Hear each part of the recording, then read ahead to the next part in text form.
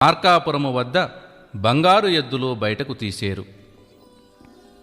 5 ఏండ్ల బాలుడు వేదాలు చదివేను.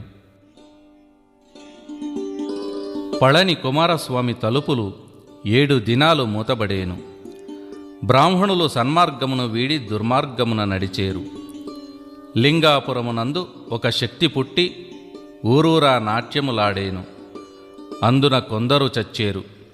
గదదు, లక్ష్మీపురం, రాయచూరు, చంద్రగిరి, అలివేరు, అరవరాజ్యం, వెలుగోడు, మొరసరాజ్యం, అన్నీనగరం, పొన్నాళి, ఓరుగల్లు, బరిగే, గోలుకొండ ముందుగా వృద్ధి చెందేను. నా మఠమునందు 7 సార్లు దొంగలు పడేరు. ఉత్తర దేశాన వైశ్యకులమున గంధి అనువాడు పుట్టి లోకాన పూజలందుకొనేను. భక్తులు కానివారు